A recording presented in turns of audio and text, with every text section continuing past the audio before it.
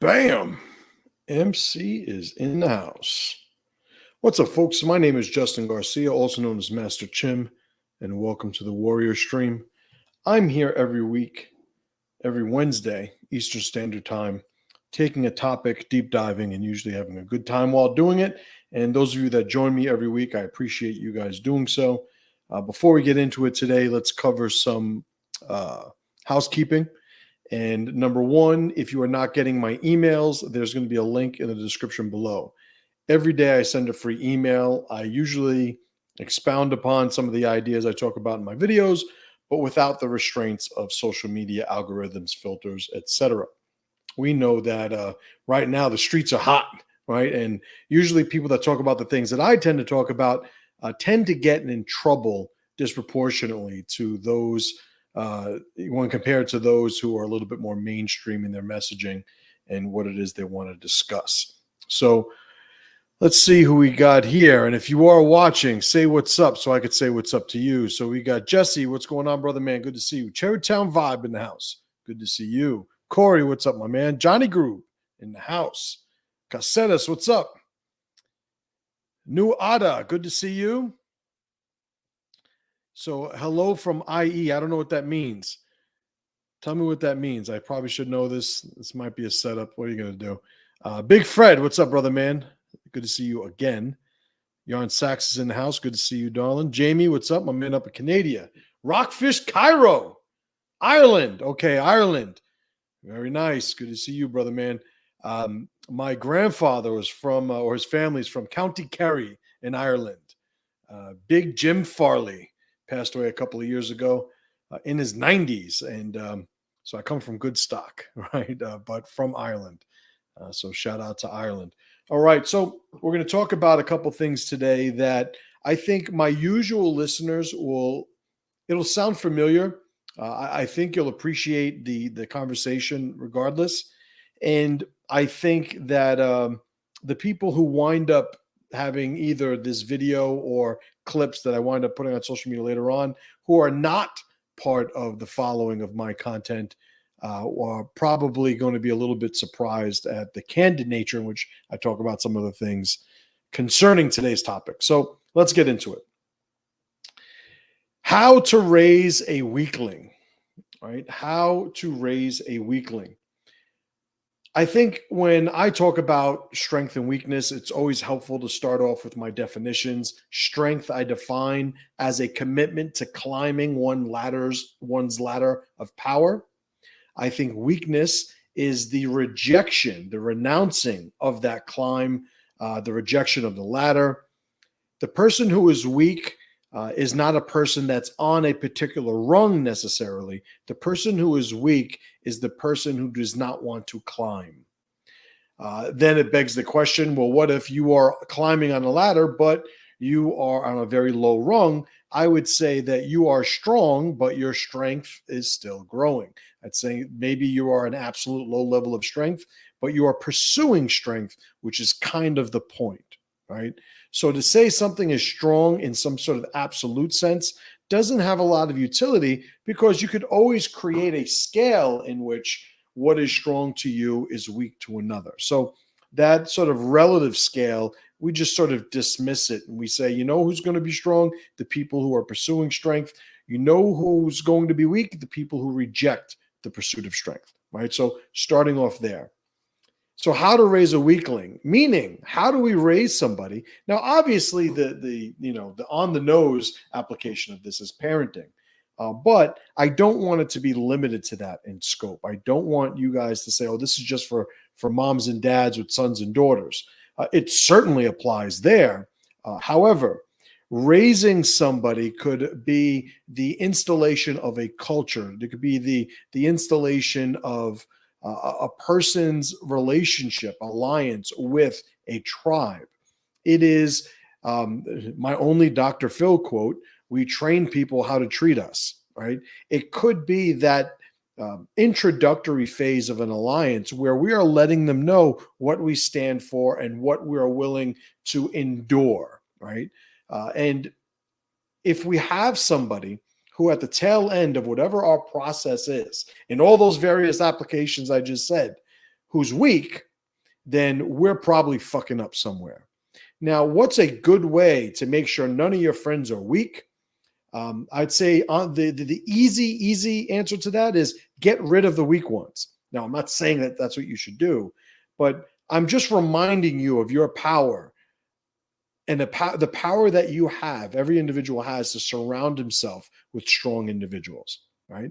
Sometimes we're able to sort of set a criteria in our alliances whereby the only people that meet the criteria are people who pursue strength. Sometimes we set the criteria or the standard in our alliances such that if you are not this strong, I'm not connecting to you. Sometimes you have an individual, we'll say in the perspective of a parent, this applies, where you have a person who is looking to be informed, trained, forged even, to build their relationship with that sort of strength weakness continuum. And if you have a good system for doing that, they wind up strong. If you do not, they wind up weak. All right. So Ruski von Polski, what's up, brother man? Good to see you. So looking at it, generally from all those different standpoints, let's start with, what does somebody do if they actually want to raise a weakling? And I didn't make a list. I figured I'd go off the head here, make it a little bit more organic. I would say, number one, get rid of the masculine element in the process, right? In today's thumbnail, I got to show, like parents with a young boy in a bubble. AI happened to make the bubble pink. Take from that what you will. Maybe AI is tracking more than we think it is. But one of the things you could do is you could remove that masculine energy. A good friend of mine, from one of the areas of my life, I guess I would say, shared with me a quote. It's not mine, it's his. He said that the mother's job is to sort of protect the child. He used the analogy of smoke, like, create a smoke barrier around the child. And he said the father's job is to every once in a while come and blow that smoke away. I would use a bubble, with his analogy, because bubble is something that I usually deal with in a lot of my models for describing concepts. So I would say the mother is the one that builds the bubble around the child. It's the father's job every once in a while to pop that bubble and expose that child to the world around them, lest they develop themselves fully without ever having built a relationship with the world in which they plan on living. A bubble is maintained, by people outside of the bubble. And what will happen is an individual who is raised without a father, without a male, masculine, advocate, is sort of so reliant on that bubble, it builds to the point of entitlement. They're being entitled at a certain point that the ecosystem around them, the environment around them, is going to accommodate their fragility. They won't define it as fragility. They'll call it, equality, or they'll call it, I don't know, eccentricity. They'll call it uniqueness. They'll call it a whole bunch of things. But basically, what they're asking is for the people around them to support the bubble, in which they were raised. So it's a man's job to make sure that that bubble is not something that is relied upon to the point of entitlement, right? So you want to raise a weakling. Number one, get rid of that role, that masculine role, in the dynamic of raising them. Okay. Another way, how else can we make sure that we raise a weakling? I would say disconnect people from their physical body. One of the biggest sources, if not the biggest sources, of anxiety today is excess bandwidth having absolutely nothing to do and stories being built in it. So when I say bandwidth, it's really, we could call it literally maybe one's cognitive ability.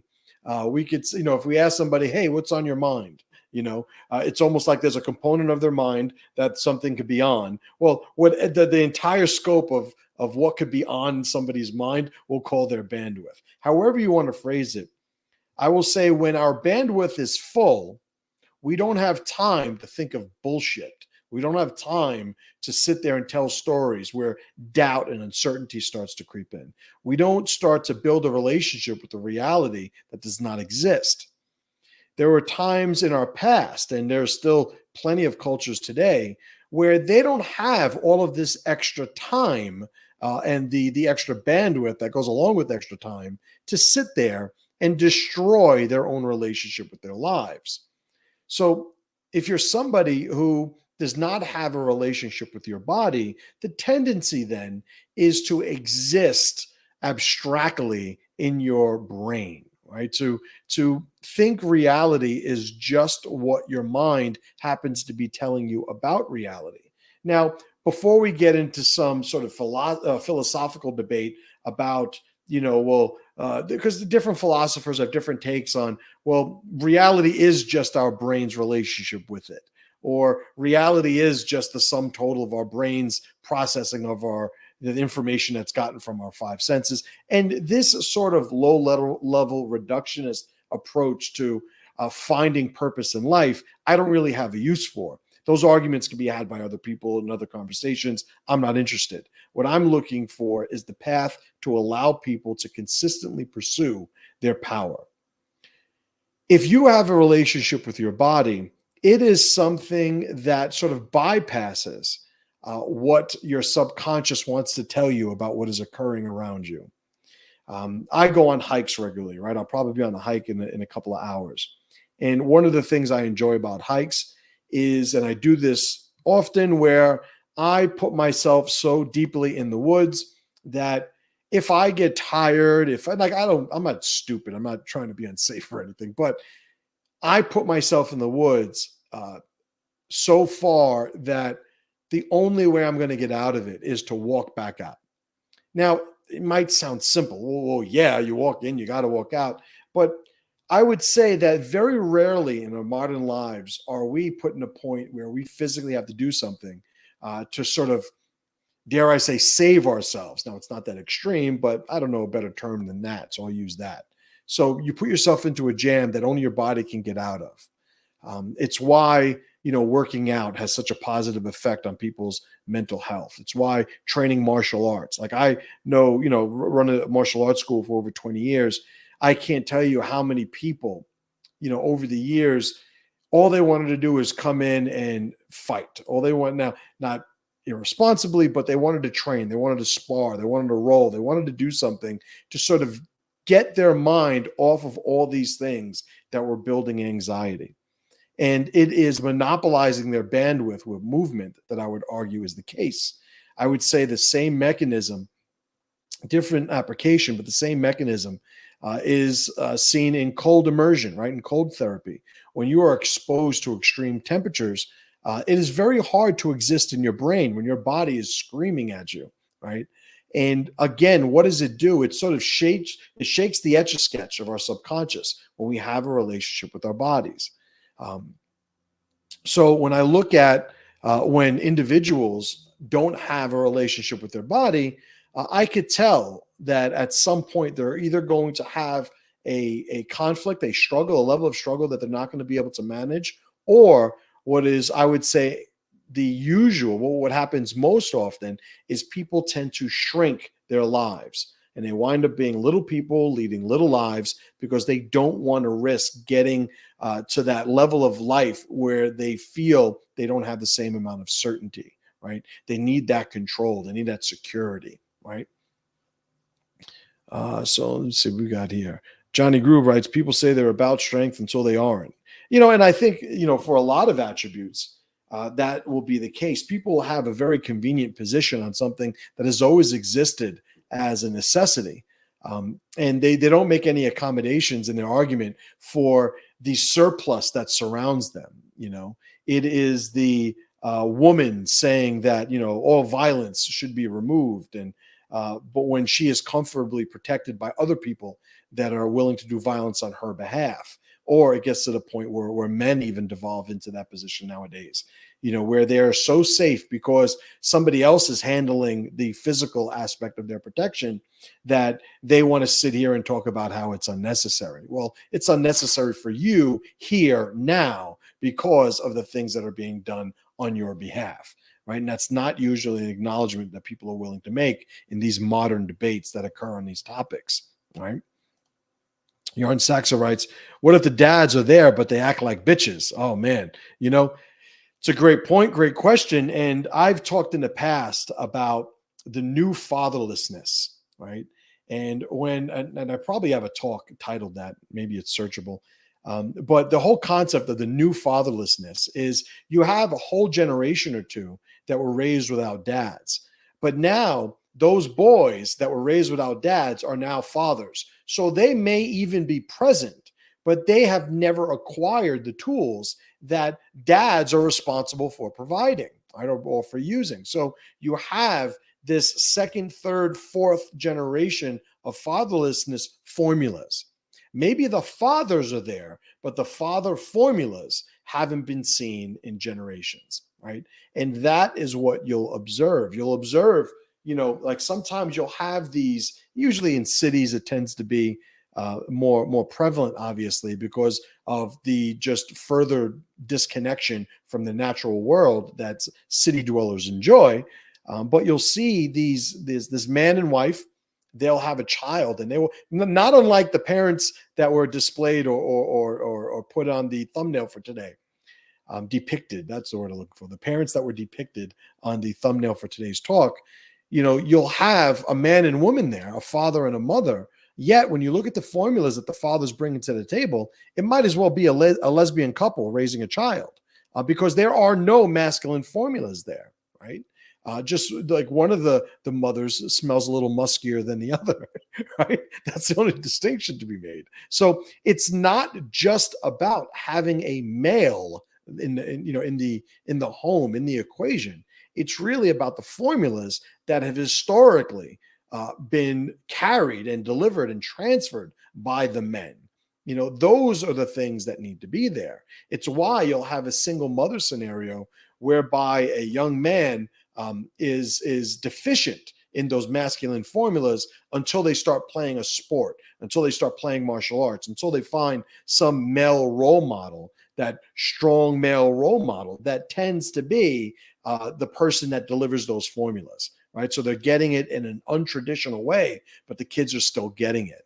The military serves that purpose for a lot of young men who grow up overly emotional, right? Because those are the things that winds up happening. When you are weak, you reject strength. Well, one of the people that advocate for morality being in the absence of strength are the people that don't have any, right? The people who are anti-violence are people that are not capable of violence. The people that are anti-wealth are the poor people. The fat shaming. Like, who are the people that are the champions of getting after the fat shamers? Like all the fat people. Like, that's the way that works. So I question a morality that's designed by people that are deficient in the very quality that they look to condemn, right? And I think with a lot of dads that tend to be on the effeminate side, the dads that weren't raised by dads, or maybe the formulas are a generation or two removed from that family. What they'll find themselves doing is they will have this aggression that men tend to have, but it's in championing that sort of characteristic, or that collection of characteristics that they themselves have, which is, a dysfunctional level of compassion and sympathy, and, the egalitarian nature of so many people that are weak and don't have say so in their environment, right? So I think when we look at, when I talk about power, I make the distinction between self-power and external power, right? Or what is commonly understood to be power. So what happens is you have an individual who doesn't have any strength internally. So all the strength that they have, or all the power that they have, comes from their surroundings. It's supplied, by their surroundings. So part of how they acquire power is controlling their environment, right? So here's the thing about men in a traditional sense, in an archetypal sense. They are carriers of a confidence in who they are, despite the circumstances that they find themselves in. Standing up for what one believes in is something that is an admirable trait in a man. Now, by the way, I'm not making any comments on women here. I'm not saying this is exclusive to men, but this is certainly traditionally associated with men. A man is capable of standing up for himself, right? Well, what happens to the person who never stands up for himself? He winds up going through life sitting down. And when somebody winds up going through life sitting down, the surroundings need to accommodate them from their worldview. So when we give a seat at the table to somebody who has never collected these functional masculine formulas, of course they're going to look to weaken the environment, because that is the only way that relative to the environment they are going to feel stronger, right? So there's not a mystery here, where this is involved, right? Big Derek, what's up, brother, man? Good to see you. Aaron, what's up, darling? What does she write? I'm on a couple of pregnancy pages, and there's a stupid amount of chicks who mention how after X amount of months, they'll be sending their kids to daycare so they can go back to work because they have to. I would argue that's kind of the same idea as father, or I guess in this case, motherlessness, leaving the raising of your children to others, then eventually being like, what happened? I gave this kid everything. As usual, I hope this makes sense. It does, and I agree with the sentiment. So I saw a video the other day on social media where a lady, and I don't know if this was, and sometimes you don't even know if these things are legit anymore. People are, becoming so skilled in acquiring clicks, right, and attention. But this mother was claiming that the father of her child, or her baby daddy, right? I think that's the term we use now, right? Her baby daddy had a great job that was making like over $100K a year, and left the job to get like a minimum wage job just so he didn't have to give her as much money as she was getting before. And she was making this video to sort of shame that, he was whatever, a coward, irresponsible, a bad dad, a deadbeat, whatever, because now she couldn't pay her mortgage. And when debating with people who are telling her, well, get a fucking job, her take was, yeah, well, if I wind up getting a job, then I got to give my kids to be raised by somebody else. And then I got to pay for it, so what's the point of getting a job? Because I'm just going to take that money and give it to somebody to watch the kids. And my first response is, well, it sucks to be you. I don't know what to tell you. Now, as far as men who tell me that, or men who I've heard, I know some individuals who have done this too, but men who I've heard will do that with their jobs. Like, I will leave my good paying job and get a low paying job just so I don't have to give them more money. I think it behooves us to understand that what they're earning, that the mother of their child gets, and what they're earning to be able to provide for their child aren't necessarily the same thing. Now, I would argue that if somebody's in a situation where they have to pay a dysfunctional level of money to the mother of their child, meaning they cannot function, or what happens in this scenario where you have this, this child care, this child support that you're paying, and then you get married again, or then you have another child, or whatever the case is. Like, I will claim my bias here. I'm always going to look to support men to be as strong as possible. And sometimes, these mothers of their children are demonic, and I don't mean that in any religious sense. I just mean they're assholes, and these women do not know how to sort of pursue the type of power and strength that would have them not be so bitter in these situations. I have very good friends of mine who I've seen raked over the coals with child support for no other reason than the women were vindictive, and the malice that the women showed because of their inability to accept that they weren't, together with the father anymore, led to them even sabotaging how their children were raised. right? The topic of today is how to raise a weakling. Oh, here's a one way. If you're a mother, badmouth your child's father to them. Tell your children what a piece of shit their father is. That's one way to raise a weakling, because what will happen is the child will not only see half of his own identity as being that low level, right? That low quality, but they'll also start rejecting the formulas that they observe in their dad that they don't observe in their mother, all of the masculine formulas, right? So you will have, when you have the woman on the stripper pole, like, what's the one thing that most people say? Oh, daddy issues. It's like, yeah, well, there are a lot of women who will cause these daddy issues just because of a dysfunctional level of selfishness, right? So as far as, women and raising their children, well, here's the thing.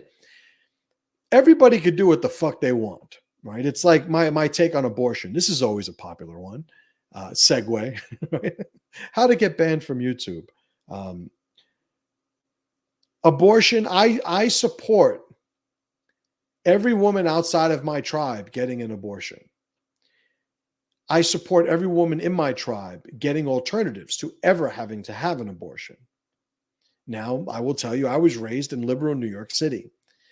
This is a very evolved position that I share. I've held it for some time, but I'd be lying if I said this is how I thought about everything from the beginning. Certainly not what I was exposed to. But I think it is hypocritical for some people, not all people, but for some people to say, on one hand, a woman should never have an abortion, but, we'll go in the course of war, murder babies by the thousands, without a regard for it because of the bigger picture. And I'm not saying that's not something we should or shouldn't do. What I'm saying is it's just an incompatible position to say no babies should be killed, and then unless we got to kill them. Like, that's kind of the inconsistency that I'm illustrating. So the point of this is, if you're somebody who thinks that as a mother, your children are going to be better off being tended to, cared for by somebody else, I would disagree. If you are a mother because a lot of times these scenarios are what we call multivariate issues, right? Multivariate problems. If you're a mother who does not have a way to support herself without working, and having your children being cared for by other people is the only reality that you could produce at this moment, then do what you got to do, And I commend a lot of mothers who in good faith got into relationships, even marriages, heavens forbid that people get married these days. But, they got into these marriages, wound up having children. Then the father turned out to be a piece of shit, left them, ran off with the secretary, that whole fucking thing. And these women had no intention of having to support themselves and their own families. They wind up in that situation. Like, I get it. I could empathize with your situation. And logically, I would say, yeah, there's got to be food in the fridge. Now, when somebody sees it, because so many people do it out of necessity, because of the erosion of our decadent society, by the way, but out of necessity, these mothers have to go and get jobs. For somebody to say, because it is normal, it is moral, well, that is a very relative position. If you go by whatever society at large says is moral is going to be your moral code, then you're always going to be controlled by people that are disconnected from your survival, disconnected from your success, disconnected from your progress, right? So my morality is really confined to my tribe, right? It is what we deal with or how we trade our currency of virtue in tribe. But, when I look at the codification of society's morals, which a lot of time is reflected in laws, like every citizen, in case, any fucking government agents are looking to hang me up on something, I, like every citizen, break laws daily, right? We break laws daily. Why? Because who we are tends to veer outside the lines of what the book says we're supposed to be, right? And the book of laws, I'm referring to here. So when you have an individual who, because it is normalized, or you have a mother, because it's normalized that kids go to school, kids go to daycare, somebody else is watching the kids, that they take that as the opportunity to go and do what they want, almost like, oh, well, I don't have to be a mother full time. I could just send the kids there, and that frees me up to do other stuff. I would just argue that it is not an established formula. It is not it's an established formula. It's not as an established successful formula. I would say there's a better way to go about it, and it being raising strong children, right? Raising children into being strong men and women, right? Not raising weaklings, right? The one common trait in the overwhelming majority of people that I know in my life who are raised without fathers is a dysfunctional level of emotion, right? They should be feeling when they're thinking at times. And it's a hurdle that some people I know have overcome. There are other people who have never overcome it, and it's just part of their personality. And these people tend to live in scenarios that accommodate them, right? One of the things you'll see in low income areas, and this isn't a racial thing, but an economic thing, just I will say low earning people whose culture reflects that, they will accept otherwise deviant behavior from their peers because their perspective, the perspective that they're using is that, well, what was he supposed to do? Because they're all thinking this emotional way. There was a time where you can go to the poorest country or the poorest neighborhoods in the country, speaking from an American perspective, and you would still see people dressing like ladies and gentlemen. You would still see people conducting themselves like ladies and gentlemen. And usually the big distinction in the poor people and the rich people was just the accumulation of assets and wealth. But it wasn't necessarily in how they conducted themselves, in mixed company. Like they knew how to behave themselves. People had manners. There was certain behavior that was considered inappropriate. I don't know how well I would have fared back in those days because rich or poor, I'm a fucking wild man, but I'm also a product of the 80s in New York City. I was born in 75. So yeah, from like 5 to 15, I was in the 80s in New York City, and it was a zoo. Right? And I've been to the Bronx Zoo. This was the other zoo that was in the Bronx where the people live, right?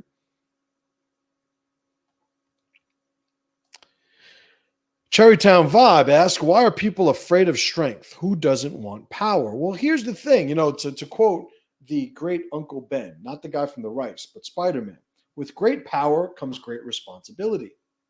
And you will have people who will shun power because of the obligations that power represents. I see it all the time in martial arts. You'll have the guy who likes being the newer guy. He likes being the guy that nobody really expects anything from. But I've seen it happen over and over again over 20 years running a school. You get somebody that becomes senior not only in skill, but tribally in the hierarchy, the social structure of the school. They get to the point where people are looking to them for guidance. Well, there's a responsibility there. And a lot of these people have balked at that responsibility, and they've left to go to environments where they could just worry about themselves and themselves only. No value judgment here, just that's what it's about. It's easier to go be a new guy because even if you're looked at as somebody who has abilities, the status doesn't necessarily have the social expectations because you're the new guy. Everybody likes you, but not everybody trusts you. And that's why you'll see people change tribes over and over again, because they could bypass having any obligations.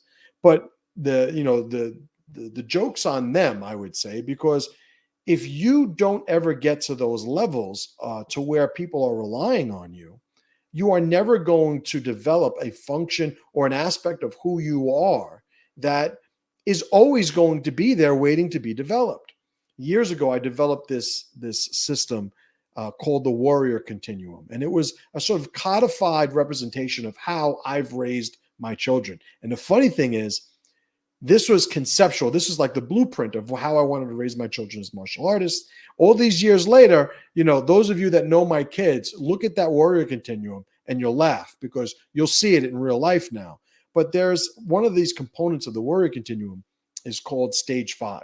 In stage 5, there's different stages. And in stage 5, it's the first point in the warrior identity whereby they are charged with defending a third party, right? So people love to think of warriors as fighters. I know how to do violence. I know how to overcome a physical obstacle. I know how to defeat a threat. And all of that is necessary. But there is a level of development whereby you use all of those skills to defend somebody else. That's what a warrior is. The warrior is the person who takes the oath, who makes the obligation. I don't know if I said that backwards, but does the thing necessary to put himself between the threat and the people that he's protecting. The warrior is the person who takes on that role. So if you're not somebody that's going to ever put yourself in a position where people can rely on you and count on you, then you're never going to develop yourself fully as a man, right? And I would say in martial arts, it's funny because you get a lot of martial artists or people thinking about martial arts. If you were to ask them, do you think a black belt should be able to teach? Doesn't matter the martial art. Just ask that. Most people have enough of a relationship with martial arts that they have an answer. They'll say, well, yeah. So then you ask, then it begs the question, well, when do they learn how to teach? Is learning how to do the thing the same as learning how to teach the thing? And they're not, obviously. Michael Jordan was a terrible basketball coach, right? Greatest basketball player, terrible coach. Never built a relationship with the formulas that he used in a way that he could apply them and transfer them to other people. So in a black belt, getting back to the martial arts, like I am one who believes that early on, students need to take on the responsibility of helping people that are lower on the rung than they are. So when they do get to a black belt level, they already have an expertise, not only in applying techniques, but also in transferring these techniques to other people in the form of students. So when you have individuals that always balk at that obligation, that stage 5 level of development in warrior, in the warrior continuum as an example, they'll never develop that aspect of codifying those formulas to the point where they can not only transfer them, but they can observe them from an observer's perspective for the first time.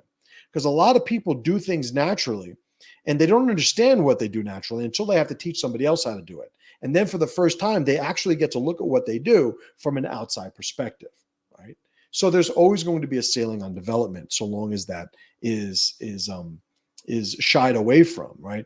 So people will have strength aversions and power aversions because of what they feel the obligations will be, right? The other side of it, I think maybe the easier answer, maybe the more common answer or reaction to this is some people just have a lot of self-doubt, a lot of insecurity, and I would argue when you have an insecurity about something, just understand what that means. It means when exposed to the thing you have an insecurity about, you are saying that you are not going to be secure. So it is a security or control/safety issue, meaning you only want to do a thing where you are safe and in control to some extent. And that is not what growth is about.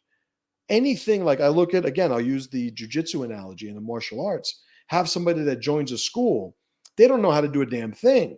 They get their asses kicked at first. And they have an open mind. They're not insecure because the people that join, because listen, some people get their ass kicked and never come back again. That's worth saying. But you get your ass kicked and you say, oh man, well, I want to learn this stuff. But coming to that conclusion sort of says that, well, I didn't expect to be able to do something. I didn't expect to be able to kick somebody else's ass. Obviously, this is what I'm here for. And that's how they think. They think, well, I'm going to expose myself to this thing that I'm not good at because I want to eventually acquire it. But for a lot of students, what winds up happening over time is they wind up getting something, and then at some point, they stop moving forward and they just look to control and retain what they have, right? An analogy I used earlier in a similar talk with my mastermind group is it's like building a sand castle. You build a sand castle. It takes a lot of effort, takes a lot of sand. Every grain of sand that you are putting in the bucket or whatever shovels you're using to make the sand castle is helping you establish this form. At any point when you decide, okay, I'm not going to build the sand castle anymore, I'm just going to protect it. We all know what a futile exercise that is going to be, because it's just a matter of time before the wind, the rain, the tide is going to start eroding the sand off of it, and the castle itself will wind up disappearing over time through that natural erosion process. Well, here's the thing about life. Everything that you have, that you think you have, is just a different form of a sandcastle. You've done whatever you needed to do to acquire it, to build it, to make it so. But if you think that you could just suddenly stop, press the pause button, and hold on to it and protect it forever, you are in for a rude awakening. That is not how life works, which is why there are so many philosophies, religions even, that are dedicated to building a relationship between people and the moment, to teach people to live in the now, right? The Jim Rohn quote, wherever you are, be there. Right? This idea of this is what life's supposed to be in the moment is something that everybody needs to build a relationship with, and to the degree that they build a relationship with that is the degree that they're able to move forward when the ecosystem isn't necessarily ideal, right? When you look at great sports competitors, great soldiers, great executives in companies, these are people that they know who they are. And when the ecosystem turns to shit, they still know who they are. They don't lose their minds. In the martial arts application, I've had many fighters over the years that were great in great positions, but terrible in terrible positions. Why? Because the scenario, the ecosystem told them who they were. If they were in a great situation, they told themselves they were great. But if they were in a terrible situation, they told themselves that there was no way they were going to win because they were terrible, because they allowed their environment to tell them who they were. When I talk about self-power, got an event coming up in a couple of weeks. You guys could, there's probably going to be a link somewhere in my Pressure Con. The whole theme of it this year is self-power. The whole theme of it is not only helping attendees design a philosophy, but also going through exercises where people could see in front of their faces what more self-power looks like. This idea of knowing who we are despite the friction and the escalated friction, which we call conflict, despite what those things are, like that is what we should be looking to pursue in life. There are many different ways that we do it. You could say, yeah, but I can't just worry about me. I have kids. Well, the presumption is that your children aren't you. Yeah, but I got a wife. I gotta worry about my wife. Well, the presumption is your wife isn't a part of you, right? You are connected to these things, right? So that is how we should be growing. We make investments in the alliances that we have. So then what winds up happening is we build these relationships that become so significant and representative of who we are that we're willing to sacrifice for them. It would take a pretty dysfunctional parent not to give up their life for their child in an instant, should the need arise. Why? Because in the child, they see them.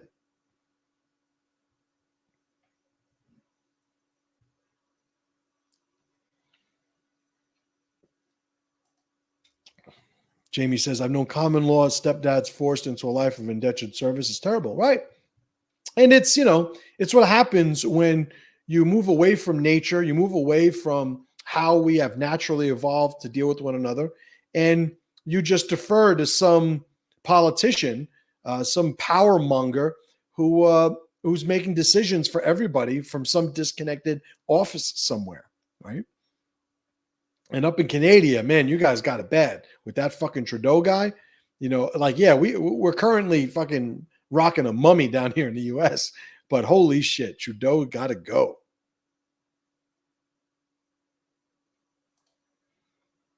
Jose says, MC dropping that real knowledge. What's up, my man? It's my man Thyroid right there. I didn't know who you were until I saw your picture enlarged. Good to see you, brother. Hope everybody's good. Johnny Group says, 4 grown kids, 10 grandchildren, 56-year-old. You need strength and money. You damn right. Holy shit. I thought it was such a great idea. I still think it is. But I remember when I thought it was such a great idea before doing it, to raise kids on good food and good activities and homeschool and holy shit. My wife and I never had kids. We'd probably, I don't even know, we'd be aristocrats by now. I don't even know. I've never really given it that much thought, but holy shit, I will tell you at the bottom line, we'd have a lot more money. Right? Wouldn't trade it for the world, though. Wouldn't trade it for the world. Jamie says, we're all currently Trudeau's indentured servants. Yeah, man. Fucking Canada. I have a lot of coaching students, one-on-one coaching students from Canada. And some of the things that they tell me they go through, like, holy shit. It's different. It's different in the U.S. I will say that one of the things that's inherently different, I've spoken about this before, there are a lot of Americans that are not connected to any philosophy or worldview that would give them power, that would inherently remind them of who they are as an individual. But we've codified that, in the founding documents for the country, whereby a lot of people may not have, that other, third party source, I guess I'll call it, of power and wisdom, but they still have this confidence, at an individual scale that comes from being an American. Some to a dysfunctional level, I will concede, but there is something inherently American when it comes to confidence and the expectation that as an individual, you feel you're going to be respected, all the way up to and including fuck the government, right? But you don't see that all over the world. And in Canada, like I've dealt with a bunch of different people from different walks of life. And I will say the people who still have that sort of expectation of their individual identity being respected are people who have gotten it from other sources, from their belief systems. Maybe it's their religion, maybe it's their family, culture. But whatever it is, it ain't from the fucking government in Canada, because holy shit, Canada wants you motherfuckers like in chains, it seems sometimes, and Trudeau, like, holy fuck, like, could a politician get more fucking smug than that piece of shit? I don't think it's possible. I don't think it's possible. But, I hate to say it, but hey, better you guys than us with that Trudeau motherfucker. Oh, man.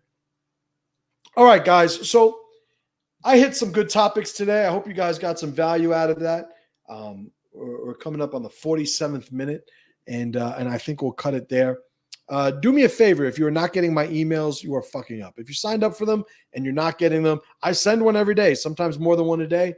Go and check your spam filter folder, whatever the fuck. And if it's not there, do me a favor, sign up again. I've been having a lot of fun with the emails lately. Those of you that have been reading them know what I'm talking about. I got an event coming up, for you guys that want to hang out with me in person for that PressureCon event. Just get on the email list. There'll be more announcements there. But aside from that, I think that's everything. Right on. Great stuff, man. I appreciate you guys hanging out with me. I appreciate you guys spending the time always. And I'll see you guys next week. So as usual, brothers and sisters, pressure to power.